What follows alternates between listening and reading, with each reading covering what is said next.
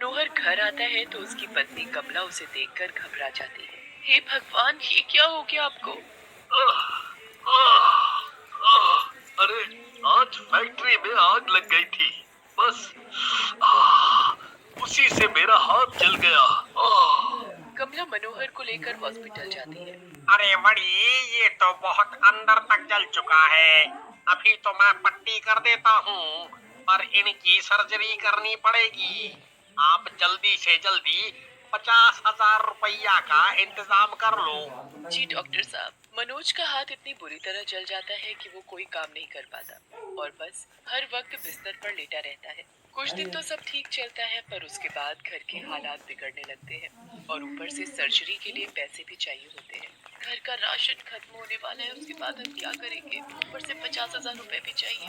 घर के खर्च के लिए जो पैसे हमने जोड़ कर रखे थे उनको निकाल लो।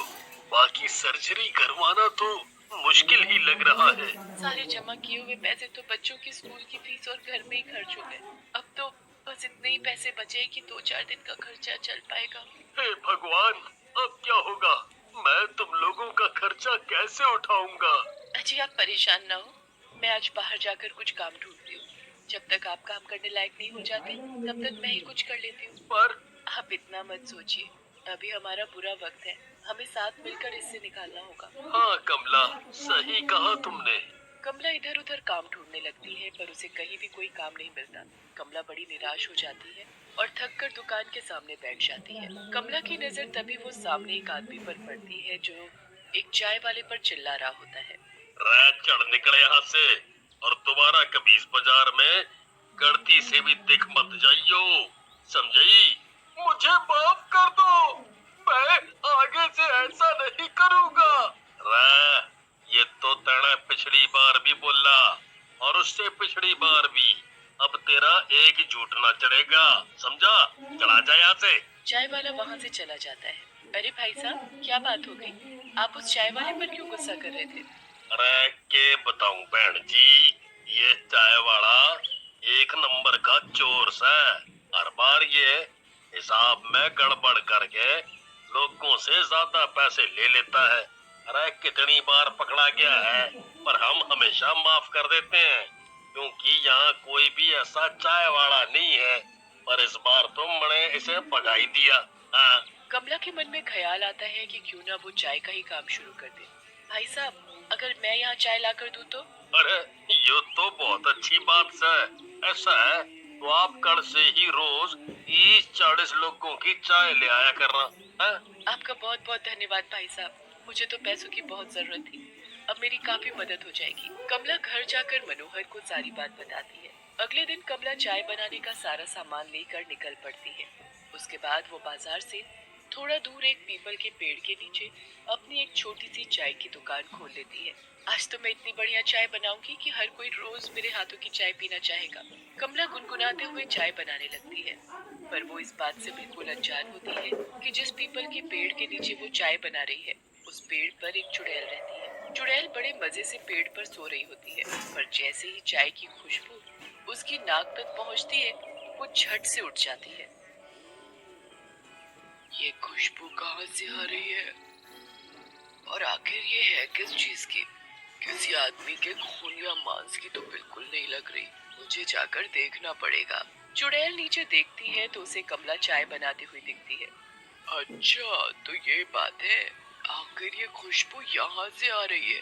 तभी कमला के पास चीनी कम पड़ जाती है और वो चीनी लेने जाती है। चुड़ैल पेड़ से नीचे उतर आती है और वहाँ रखी हुई चाय को पीने लगती है।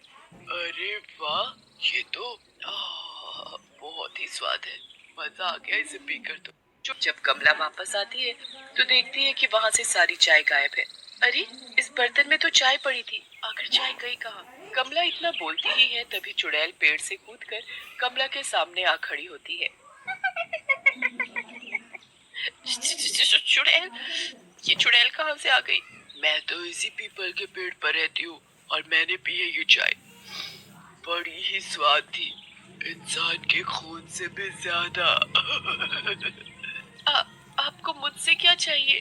चाय, मुझे चाय चाहिए, चाय। मैं अभी बना कर देती हूँ, पर मुझे कुछ मत करना। ठीक है, जल्दी से चाय बनाओ। कमला चुड़ैल के लिए चाय बनाती है और एक कप में चाय डालकर चुड़ैल को दे देती है। वाह, क्या खुशबू है। चुड़ैल को कमला के हाथ की चाय बहुत पसंद आती है। वो चुस्कियां ले लेकर चाय का स्वाद लेती है और चाय की खूब तारीफ करती है। बहुत अच्छी चाय है। अब तुम्हें मुझको रोज ऐसी चाय बनाकर पिलानी होगी। हाँ हाँ, क्यों नहीं, मैं रोज तुमको चाय बनाकर पिलाऊंगी। बस तुम मुझे कुछ मत करना। कमला की चाय सबको पसंद आती है और अक्सर उसकी दुकान के आगे भीड़ लगी रहती है। वो रोज बाजार में भी 30-40 कप चाय बेच कर आती है। हर कोई कमला की चाय पीकर खुश होता है। जब वहाँ कोई नहीं होता तब चुड़ैल भी रोज कमला के हाथ की चाय पीने और अब उनके हाथ की सर्जरी करवानी है। अच्छा, तो मतलब तुम्हें पैसे की दिक्कत है। भगवान की दया से मेरा चाय का काम बहुत अच्छा चल रहा है। मैंने काफी पैसे इकट्ठे कर लिए हैं, पर चुड़ैल उसको कमाए हुए सारे पैसे देकर बोलती है, ये रहे सारे पैसे। एक बार गिन कर देख लो कि कितने पैसे हो गए हैं। अरे, ये तो 20,000 रुपए से भी ज्यादा हो गए। तुम्हारा बहुत बहुत धन्यवाद। तुम ना होती तो ये कभी मुमकिन नहीं था। चलो, अब तुम ये सब बातें छोड़ो और डॉक्टर को ये पैसे देकर आओ। और हाँ, अब तुम जल्दी से आकर अपनी दुकान संभालो। कमला अपनी चाय की दुकान चलाती रहती है। चुड़ैल भी रोज कमला के हाथ की चाय पीने आती